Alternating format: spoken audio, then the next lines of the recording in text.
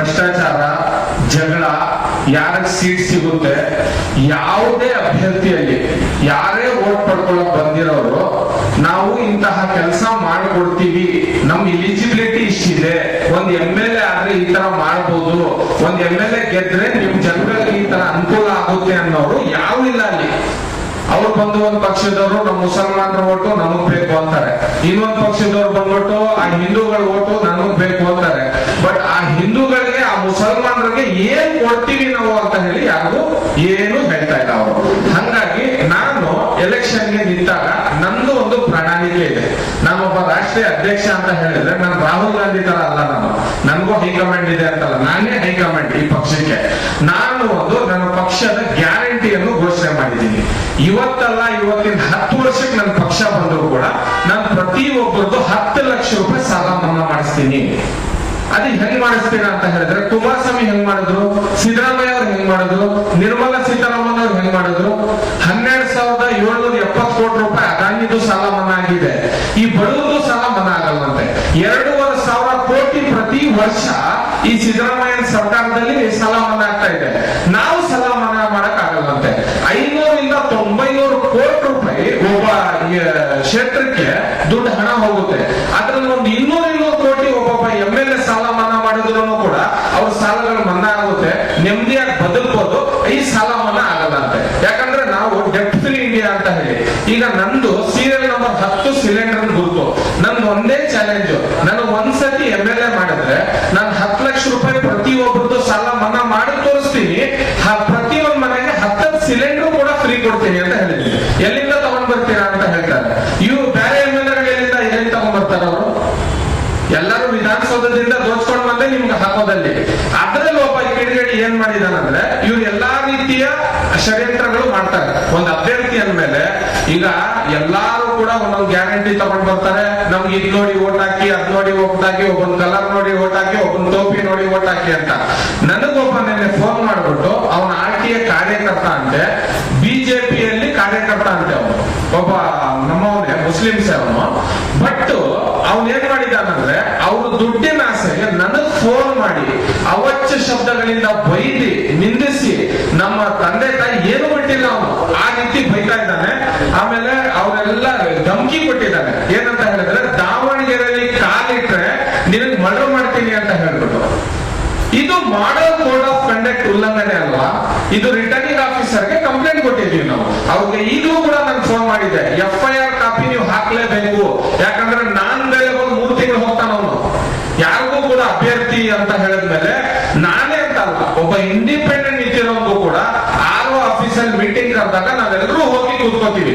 ಕೂತ್ಕೊಂಡಾಗ ಅವ್ರು ಏನ್ ಹೇಳ್ತಾರೆ ಅದನ್ನ ಕೇಳ್ಬೇಕು. ನಮಗ್ ಸುಪ್ರೀಂ ಯಾರು? Returning officer. ಅಲ್ಲಿನ SP ಅಲ್ಲ, ಅಲ್ಲಿನ DC ಅಲ್ಲ, ಅಲ್ಲಿನ ಕಮಿಷನರ್ ನಮಗಲ್ಲ ಸುಪ್ರೀಂ. ನಮಗ್ ಸುಪ್ರೀಂ ಇರೋದು ರಿಟರ್ನಿಂಗ್ ಆಫೀಸರ್ ಒಂದೇ. ರಿಟರ್ನಿಂಗ್ ಆಫೀಸರ್ಗೆ ಸುಪ್ರೀಂ ಯಾರು ಅಂತ ಹೇಳಿದ್ರೆ ಅಬ್ಸರ್ವರ್ ಒಂದೇ.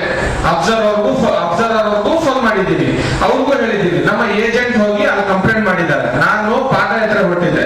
ನಾವು ಎಲ್ಲಿಂದ ಇಲ್ಲಿ ಮೆಜೆಸ್ಟಿಕ್ ಅಲ್ಲಿ ಒಂದು ದರ್ಗಾ ಇದೆ ನಮ್ದು, ತೋಕಲ್ ಮಸ್ತಾನ್ ದರ್ಗಾ ಅಂತ. ಆ ದರ್ಗಾದಿಂದ ನಾನು ನಡ್ಕೊಂಡು ಒಂದು ಹರಕೆ ಹೊತ್ಕೊಂಡು ಜೌಗಲ್ ಗಂಟ ನಡ್ಕೊಂಡು ಹೋಗಿದ್ದೀನಿ. ಅದು ನನ್ನ ವೈಯಕ್ತಿಕ. ಎಲೆಕ್ಷನ್ ಇದೆ ಅಂತ ನಡ್ಕೊಂಡು ಹೋಗಿರೋದಲ್ಲ, ಅದು ಎಲೆಕ್ಷನ್ ಅಲ್ಲಿ ಗೆಲ್ಲಿ ಅಂತ ನಡ್ಕೊಂಡು ಹೋಗಿರೋದಲ್ಲ.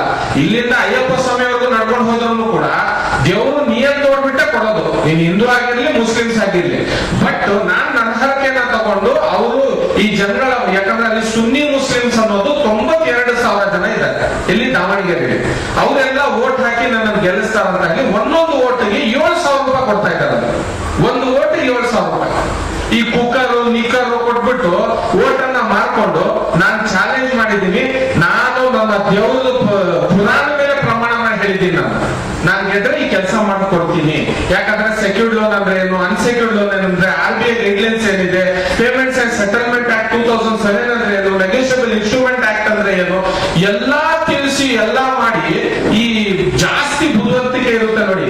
ಈಗ ನೀವೆಲ್ಲ ಪತ್ರಕರ್ತರು, ನೀವು ಪ್ರಶ್ನೆ ಮಾಡೋದ್ರಲ್ಲಿ ಒಂದು ದಮ್ಮಿ ಇರುತ್ತೆ, ಒಂದು ತಾಕತ್ ಇರುತ್ತೆ, ಒಂದು ಸಮಾಜಕ್ಕೆ ಒಂದು ಉತ್ತರ ಹೋಗುತ್ತೆ. ಅದಕ್ಕೆ ಯಾರ್ಯಾರು ರೋಡಲ್ಲಿ ಹೋಗೋರು 500 ರೂಪಾಯಿಗೆ 600 ರೂಪಾಯಿಗೆ ಅವ್ನು ವೋಟ್ ಮಾಡ್ಕೊಳ್ಳೋನು, ಇವನು ಯಾವ್ದೋ ಕಂಪನಿ ಯಾವ್ದೋ ಪಕ್ಷದ ಬಾವುಟ ಹಿಡ್ಕೊಂಡು ಓಡಾಡೋನು ಈ ತರ ಫೋನ್ ಮಾಡಿ ನನ್ಗೆ ಧಮಕಿ ಕೊಟ್ಟಿದ್ದಾನಂದ್ರೆ ಇದು ಪೀಸ್ ಪೀಸ್ಫುಲ್ ಎಲೆಕ್ಷನ್? ನಾನು ನಿಮ್ಗೆ ಕೇಳೋದು, ಇದು ಪೀಸ್ಫುಲ್ ಎಲೆಕ್ಷನ್? ಇದು ಈ ನಡೀತಾ ಇದೆಯಲ್ಲ, ಇದು ರೌಡಿಸಮ್ ಎಲೆಕ್ಷನ್ ಅಂತ ಇದಕ್ಕೆ. ಪೀಸ್ಫುಲ್ ಎಲೆಕ್ಷನ್ ಅಂತ ಹೇಳಕ್ ಸಾಧ್ಯ ಇಲ್ಲ. ದಾವಣಗೆರೆಯಲ್ಲಿ ನಡೀತಾ ಇರೋದು, ಅವನ್ ಯಾರೋ ಪೈಲ್ವಾನ್ ಬಂದ, ಅವನಿಗೆ ತಗೊಂಡು ದೊಡ್ಡದಾಗಿ ಇದ್ ಮಾಡಿದ್ರು. ಲಾಸ್ಟ್ ಅವನು ದೇವ್ರು ಬಂದ್ರು ನಾನು ಚೇಂಜ್ ಆಗಲ್ಲ ಅಂತ ಹೇಳ್ಬಿಡ, ದೇವ್ರು ಬರೋಕ್ಕಿಂತ ಮುಂಚೆನೆ ಅವ್ನು ಚೇಂಜ್ ಆಗ್ಬಿಟ್ಟ.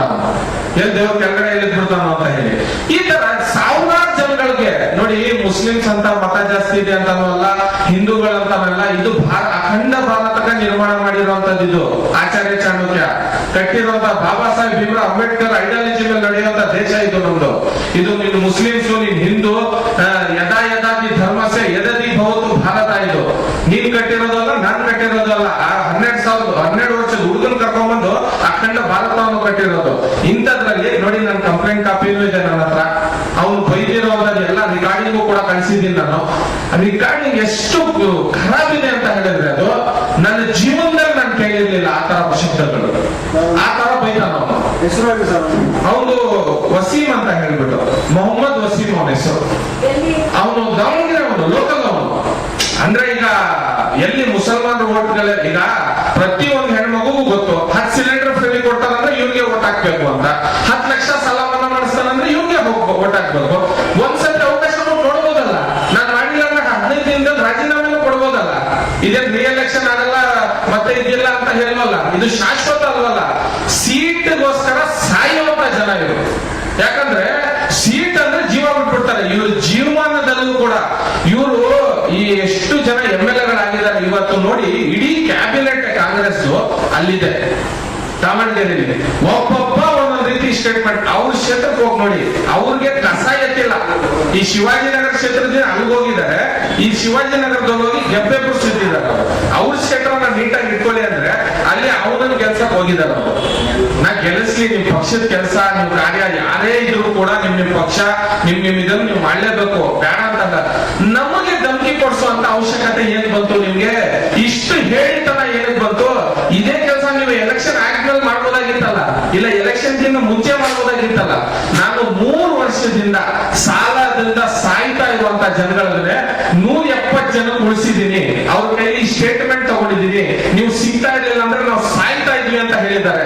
ಈ ಏಜೆಂಟ್ಗಳು DRS ಸರ್ಟಿಫಿಕೇಟ್ ಅಲ್ಲಿ ಇಲ್ದಂಗೆ ಅವ್ರ ಮನೆಗಳ ಹತ್ರ ಹೋಗಿ ಅವ್ರಿಗೆ ಸಾಲಗಾರರು ಸತಾಯಿಸ್ತಾ ಇರೋದನ್ನ ನಾನು ನಿಲ್ಸಿದ್ದೀನಿ. ಅವ್ರಿಗೆ ಲೋಕ್ ಅದಾಲತ್ಗೆ ನೋಟಿಸ್ ಕೊಟ್ಟು ಅಪ್ಲಿಕೇಶನ್ ಹಾಕ್ಸಿ ಅದ್ರ ಪ್ರಕಾರ 70 to 90% ಲೋನ್ ನ ವೇ ಆಫ್ ಮಾಡಿಸಿದೀನಿ. ಇದನ್ನೇನು ಆಗಲ್ವಾ? ನಿಮ್ ಕೈಲಿ ಆಗಲ್ಲ ಈ ಕೆಲಸ? ನಾನು ಹೊಸದಾಗಿ ಮಾಡಕ್ ಕೊಟ್ಟಿದ್ದೀನ. ಅದೇ ಜಾಗದಲ್ಲಿ ನನ್ನ ಕೈಲಿ ಒಂದು ಪವರ್ ಬಂದ್ರೆ ನಾನು 10 ಲಕ್ಷ ರೂಪಾಯಿ ಗಂಟ ಸಾಲ ಮನ್ನಾ ಮಾಡಿಸ್ಬೋದು ಅಂತ ಗ್ಯಾರಂಟಿ ಕೊಟ್ಟಿದ್ದೀನಿ, ವಾದ ಮಾಡಿದ್ದೀನಿ, ಕುರಾನ್ ಮೇಲೆ ಪ್ರಮಾಣ ಮಾಡಿದ್ದೀನಿ. ಇನ್ನೇನು ನನ್ನ ತಂದೆ ತಾಯಿನ ತಗೊಂಡು ಅಲ್ಲಿ ಆಗಿಬಿಡಕ್ಕಾಗುತ್ತಾ ನಾನು? ಯಾರೋ ಒಬ್ಬ ರೋಡಲ್ಲಿ ಹೋಗೋ ಬೇವರ್ಸಿ ಬಂದ್ಬಿಟ್ಟು ನಮಗ್ ಬೈತಾನೆ ಅಂತ ಹೇಳಿದ್ರೆ ನಾವೊಂದು ಸಾಮಾಜಿಕವಾಗಿ ಹೋರಾಟ ಮಾಡೋದು ಬೇಡವಾ? ಒಂದ್ ಸಾಮಾಜಿಕವಾಗಿ ನಮಗೆ ಫಂಡಮೆಂಟಲ್ ರೈಟ್ಸ್ ಇಲ್ವಾ? ನಮ್ಗೊಂದು ಕಾನೂನು ಭದ್ರತೆ ಇಲ್ವಾ? ಅಲ್ಲಿ ಹೋಗಿ ಹೇಳಿದೀವಿ ಈ ತರ ಮಾಡಿದಾರಂದ್ರೆ, ಇಲ್ಲಿ ಗಂಟ ಅವ್ರು FIR ಮಾಡಿಸಿಲ್ಲ ಅಂತ ಹೇಳಿದ್ರೆ ಈಗ ಏನ್ ಆರೋನು ಅವ್ರು ಬುಕ್ ಆಗಿದಾರ ಅಂತ ತಿಳ್ಕೊಬೇಕಾ? ಇಲ್ಲ ಕಾನೂನೇ ಅವ್ರು ಮಾಡ್ಬಿಟ್ಟಿದಾರ ಅಂತ ತಿಳ್ಕೊಬೇಕಾ? ಇದು SP-ಗೂ ಪವರ್ ಬರಲ್ಲ, DC-ಗೂ ಪವರ್ ಬರಲ್ಲ ಮೇಡಮ್ ಇದು. ಯಾಕಂದ್ರೆ ಈ ಅಲ್ಲಿ ರಿಟರ್ನಿಂಗ್ ಆಫೀಸರ್ ಇರ್ತಾರಲ್ಲ ಅವ್ರು ಕೈ ಪವರ್. ಚನ್ನಪಟ್ಟಣಕ್ಕೆ ಹೋಗಿ ಎಲೆಕ್ಷನ್ ನಿಲ್ತೀನಿ, ಇಲ್ಲಿ ಯಾಕೆ ಬರ್ತೀರಾ ಅಂತ ನನ್ಗೆ ಹೇಳ್ತಾರೆ. ನಾನು ನ್ಯಾಷನಲ್ ಪ್ರೆಸಿಡೆಂಟ್ ಅಂತ ಹೇಳಿದ್ಮೇಲೆ ನಾನು ರಿಜ್ವಾನ್ ಅರ್ಷದಲ್ಲ, ನಾನು ಅವ್ರ ಹತ್ರ ಟಿಕೆಟ್ಗೋಸ್ಕರ ಮನೆ ಬಾಗಿಲು ಗಲಿಯಕ್ಕೆ ನಾನೇ 106 ಜನಕ್ಕೆ ಈಗ GBI ಎಲೆಕ್ಷನ್ ಟಿಕೆಟ್ ಕೊಡ್ತೀನಿ. 6,000ಕ್ಕಿಂತ ಹೆಚ್ಚು ಈ ತಾಲೂಕ್ ಪಂಚಾಯತಿಗೆ ಟಿಕೆಟ್ ಕೊಡ್ತೀನಿ ನಾನು. ಪಕ್ಷ ಕಟ್ಟಿ 3 ವರ್ಷ ಆಗಿದೆ. ಬಿಜೆಪಿನವ್ರ ತರ 30 ವರ್ಷ ಕಷ್ಟಪಡೋಣ ಬಿಡಿ, ಆಮೇಲೆ ಬರ್ಲಿ ನನ್ನ ಪಕ್ಷ. ಈಗಲೇ ಬರ್ಬೇಕಂತ ಏನು ಅವಶ್ಯಕತೆ ಇಲ್ಲ. ನನ್ಗೇನು ವಯಸ್ಸಾಗೋಗಿಲ್ಲ, ನಾನೇನು ಮುಖ ಅಲ್ಲ. ನಾನು ಈ ಪಂಚಾಯತ್ ಕಟ್ಕೊಂಡು ಚಪ್ಪಲಿ ಉದುರಿಸ್ಕೊಂಡು ವಿಧಾನಸೌಧ ಮೆಟ್ಲತ್ತಕ್ಕಾಗಿಲ್ಲ ಅಂತ ಹೇಳಿದ್ರು ಈಗಲೂ ಸಾಯ್ತಾ ಇದ್ದಾರೆ. ಈ ಯುವಕರಿಗೆ ಅವಕಾಶ ಕೊಡಲ್ಲ ಯಾರಿಗೂ ಕೂಡ. ಬೆಳೆಯಕ್ಕೆ ಯಾರು ಕೂಡ ಬಿಡಲ್ಲ. ಅದ್ರಲ್ಲಿ ಜೀವ ಬೆದರಿಕೆ ಬೇರೆ ಇರೋದೇ. ಈ ಜೀವ ಇದಕ್ಕೆ ಬೆದರಿಕೆ ಬೇರೆ ಕೇಳೋದಿಲ್ಲ. ಈ ತರ ಮಾಡಿದ್ದಾರೆ. ಇದು ಕಾನೂನು ರೀತಿ ತಪ್ಪು. ಈಗ ನಾವು ಕೂಡ ಅವ್ನಿಗೆ ಹೇಳ್ಬೇಕಾಗಿತ್ತು 100 ಅಂತ ಹೇಳ್ಬೋದಾಗಿತ್ತು, ನಾವು ಹೆದರ್ಸ್ಬೋದಾಗಿತ್ತು. ಹುಡುಗರನ್ನ ನಾವು ಕ್ಯಾಂಪೇನಿಂಗ್ ಮಾಡ್ತಾರೆ. 4,00,000 ಹೆಣ್ಮಕ್ಳು ಉಚಿತವಾಗಿ ನಮಗೋಸ್ಕರ ಕ್ಯಾಂಪೇನ್ ಮಾಡಿದ್ದಾರೆ. ಮನೆಗೆ ಹೋಗಿ ಸಂಘ ಕಟ್ಕೊಂಡು ಅಲ್ಲಲ್ಲಿ ಗ್ರೂಪ್ ಮಾಡ್ಕೊಂಡು ಮನೆಗೆ ಹೋಗಿ ನನಗೋಸ್ಕರ ಕ್ಯಾಂಪೇನ್ ಮಾಡಿದ್ದಾರೆ. ಸೀರಿಯಲ್ ನಂಬರ್ 10 ಓಟ್ ಹಾಕಿ, ಸಿಲಿಂಡರ್ ಗುರುತು ಓಟ್ ಹಾಕಿ ಅಂತ. ಸಿಲಿಂಡರ್ ಡಿಮ್ಯಾಂಡ್ ಇದೆ ಅಂತ ಚೆನ್ನಾಗಿ ಗೊತ್ತಾಗಿದೆ ಅವ್ರಿಗೆ. ಹಂಗಾಗಿ ಒಂದೊಂದು ಓಟ್ 7,000 ರೂಪಾಯಿ. ನೀವು 7 ಅಲ್ಲ 10,000 ಕೊಡಿ. ಯಾಕಂದ್ರೆ ಇವ್ರದೇ ಕಟ್ಟಿರೋದು, ನೀವು ಇವ್ರಿಗೆ ತಂದು ಕೊಡೋದು, ನೀವು ಇಸ್ಕೊಳ್ಳಿ, ಬೇಡ ಅಂತ ಇರಲ್ಲ ನಾನು. ಬಟ್ ಇದನ್ನ ಮಾಡಿರೋದು ಎಲ್ಲಿ ಗಂಟ ಸಾಮಾಜಿಕವಾಗಿ ನ್ಯಾಯ ಇದು? ಹೌದು ಮೇಡಮ್, ಕಾಲ್ ರೆಕಾರ್ಡ್ಸ್ ಇದೆ ನನ್ನ ಹತ್ರ. ಆಮೇಲೆ ಕಂಪ್ಲೇಂಟ್ ಕಾಪಿ ಇದೆ, ಅವ್ರಿಗೆ ಕೊಟ್ಟಿರೋದು. ಅವರು SP ಫಾರ್ವರ್ಡ್ ಮಾಡಿರೋದು ಇಂಟಿಮೇಷನ್ ಇದೆ ಸರ್. ಇದೆ ಕಾಲ್ ರೆಕಾರ್ಡ್ಸ್ ಇಲ್ಲೇ ಇದೆ ನೋಡಿ. ಅವ್ರು ಮಾಡಿರೋದು ಮಾತಾಡಿರೋದು ಇಲ್ಲೇ ಇದೆ.